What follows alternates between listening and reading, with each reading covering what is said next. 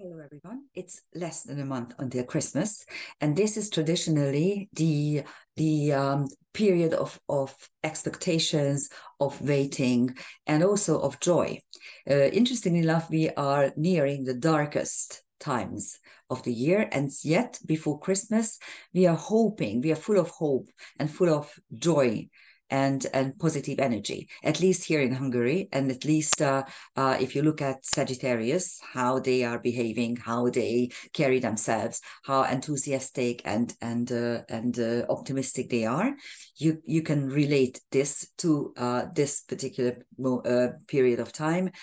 So there is some sort of discrepancy, but actually when it's the darkest outside, we need to have a lot of light inside. So I already put out all the Christmas lights, and I just love this period when I can use these lights in my garden and in my balcony and everywhere. I'm sorry, my voice, it's still very, very early here. But a full moon is always about light. Think about it, because the two luminaries are opposite each other. They are fully illuminating each other. So actually, you can look inside your soul, the moon, with the help of the sun consciousness, and the moon reciprocates this energy and illuminates the sun back. And we can look into the recesses of the subconscious and also to our consciousness. So it's vice versa energy. And since this is a Gemini Sagittarius full moon, we should have all kinds of joy and all kinds of happiness in this waiting period. We call it Advent in Hungary. And this particular full moon is nothing joyful. It's actually full of tide energy, and there are quite a few difficult placements, to say the least. Here's the London chart on November the 27th at 9:16 a.m. So this is in the morning. As you can see, the sun is at the cusp of the 12th. And in the London chart, there are some highlights. First of all, Mercury, the psychopomp, is on the ascendant, and you have a Sagittarius ascendant, which is brilliant. In Hungary, we have a Capricorn ascendant, which makes it a lot more difficult. At least here we have this joyful energy at our disposal. But the fact that the sun illuminates the 12th house, it's barely in the 11th, but in such cases I usually delineate the sun in the 12th.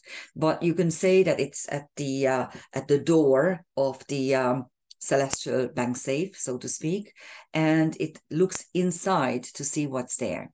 On the midheaven, you have the Venus South Node conjunction. So for our future, we should actually look at what we are bringing in from previous incarnations, which includes diplomacy and rational communication with others. And Venus is in an applying conjunction with the South Node. There will be a video. It's going to be on the 29th, because I want to explore the Venus Aries opposition. So that's our for our midheaven. The Transpluto Black Moon Lilith is still very tight, but it's already separating. And the North Node Aries conjunction is exact, still almost to the minute. And there's an interesting midpoint structure as well. As you can see, Astrea, the karma breaker, is at the midpoint of the Vesta Dark Moon Lilith. Dark Moon is the acceptance of the curse. I will do whatever I need to do, and I don't care. If you want to, you can curse me. And Vesta is a focusing principle. So you can still break old embedded karma and debilitating situations by focusing on stuff that you may actually be cursed afterwards, but you still can utilize it. And so that's practically it. And of course, there is a non-closing ground cross. As you know, in karmic astrology, we use very tight orbs because we deal with so many different things. And this non-closing ground cross, we will dissect it in a minute. So that's the energy pattern of the full moon. So let's take this a little bit wide and also partly dissociate planetary picture. First of all, as you can see, Sedna is already back in Taurus, retrograding in Taurus, and Saturn is in the 0 or 1 degree Pisces. So there's a square here, which is actually in a sextile energy. The moon is in Gemini, so that would be a mutable square, and the square is there. The problem is that as a ground cross, this is not closing. First of all, the moon is separating from it, so that's the side of the ground cross that is non-closing actually, or dissociate. But as you can see, we do have a dissociate T-square between Mars, Ceres, Saturn, and Sedna, and we also have a mutable T-square between Transpluto,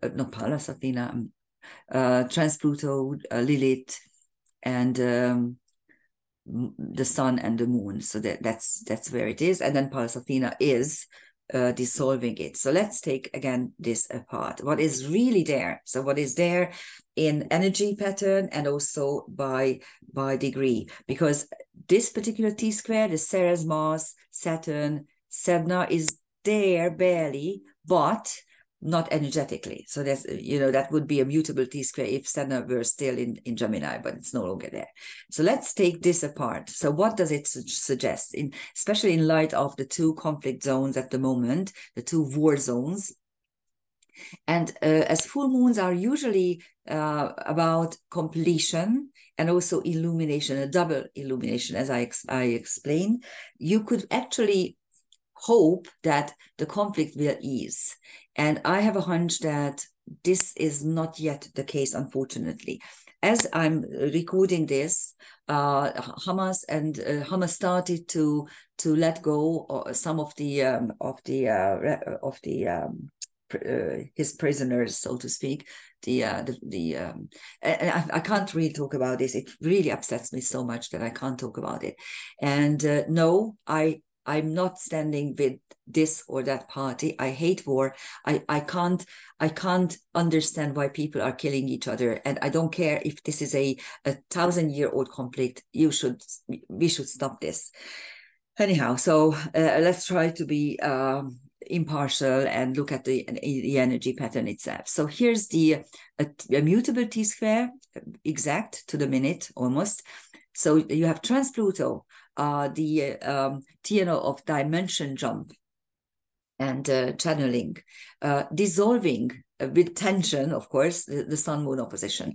And that should actually tell us that, yes, if there is a tension, the T-square could actually resolve with further tension, of course, but still there is this push of the two squares to arrive at some sort of decision or at some sort of solution.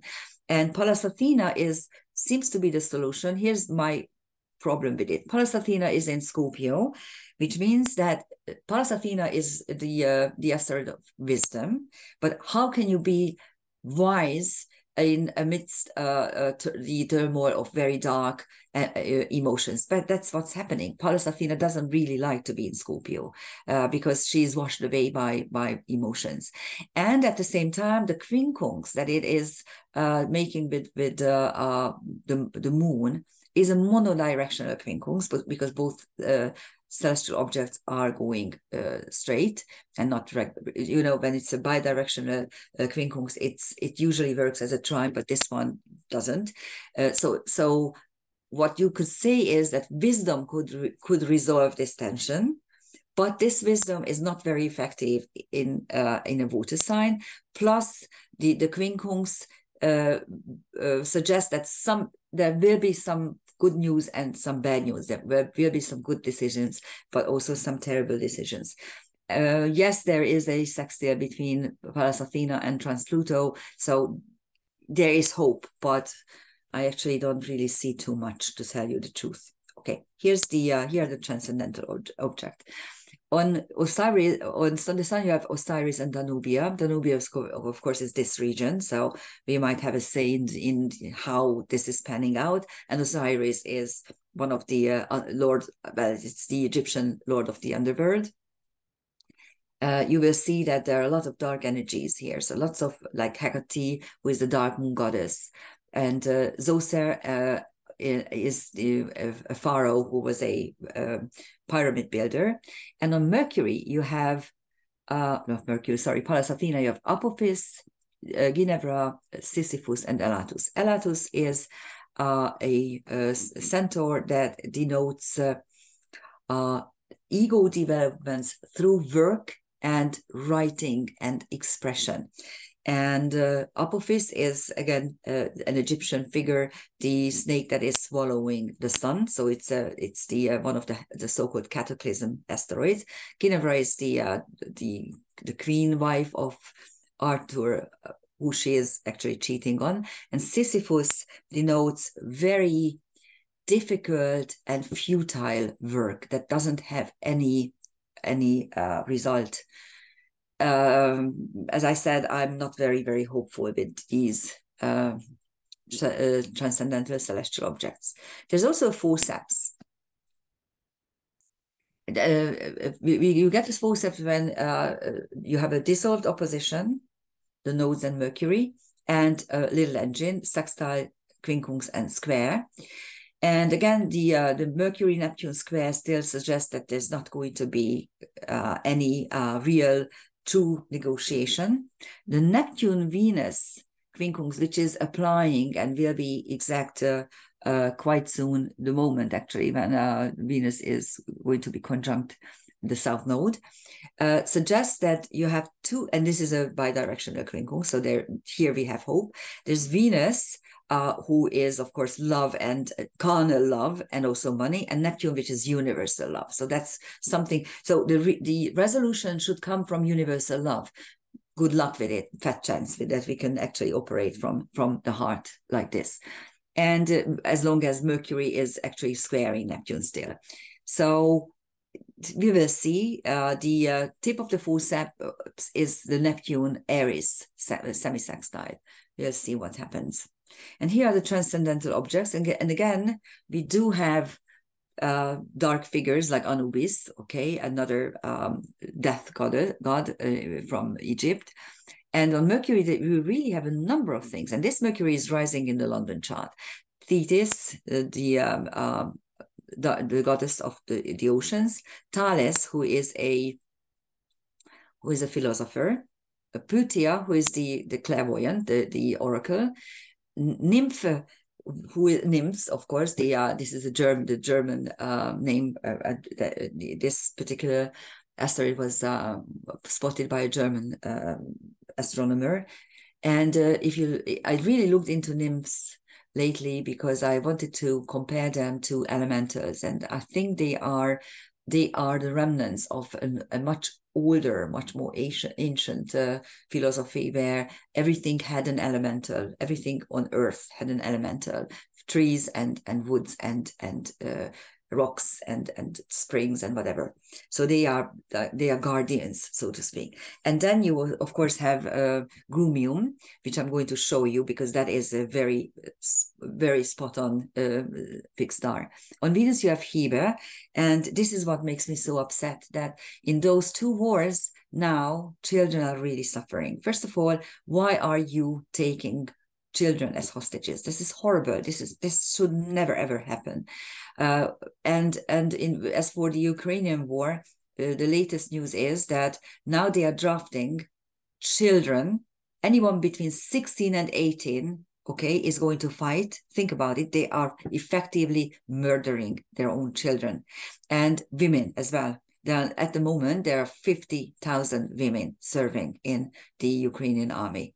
And then this idiot of American philosopher was screaming in one of those left-wing newspapers, mainstream legacy media newspapers, like, no, we should fight on, and Ukraine should get everything, and money and power and weapons, and we should destroy Russia, because come on, how long? How many more people do you want to die? Why don't you go there and fight yourself? Okay, sacrifice your own life before screaming idiotic things like that. Okay, I'm really, this makes me really upset. And yes, Venus is on Hebe, so that triggered the whole train of thought. I apologize for my outbreak, but this is, I'm very, very emotional, and children are involved. I can't tolerate children being hurt. On the South Node, you have Dione, Zeus's first wife or lover, so young love. Yeah, again, yeah, youth is there. And Spica and Arcturus. Spica is Alpha Virgo, Arcturus is Alpha Boots. I showed them a couple of maybe 2-3 videos before, so you can go there and check their meaning. I'm not going to repeat myself. And on Neptune you have Pandora, and on Pandora that was very, very prominent at the outbreak of the Ukrainian war, this asteroid. And of course Pandora symbolizes secrets and suffering that are coming out to the surface. When I was young, I pondered a lot why hope was within the jar, the Plutos of Pandora, and for a long while I didn't know, and then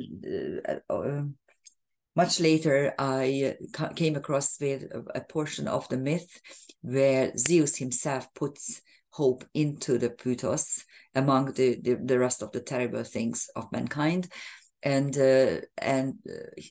he does that because, and then I realized, yes, if you are in a difficult situation or a very painful situation, and all of a sudden you have hope and you're lifted out of your despair. But if this hope doesn't work, then you actually are pushed back into the darkest recesses of tragedy. And so hope should be there, I think. And here's Grumium, which is on Mercury. Actually, Mercury is on Grumium. And as you can see, this is Xi Draco. So it's one of the, not the brightest. It's actually as far as I remember, the magnitude is 3.8. So it's very visible, but it's not particularly bright. The whole constellation, Draco, the celestial dragon, is guarding Polaris, actually. And the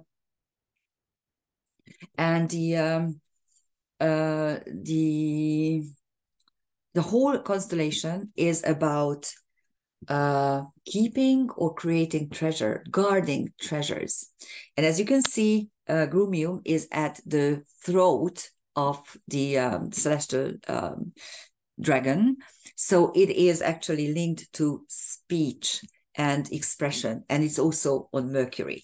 So we might have some hope. Let's hope it. And these are really dark times for humanity in many, many ways.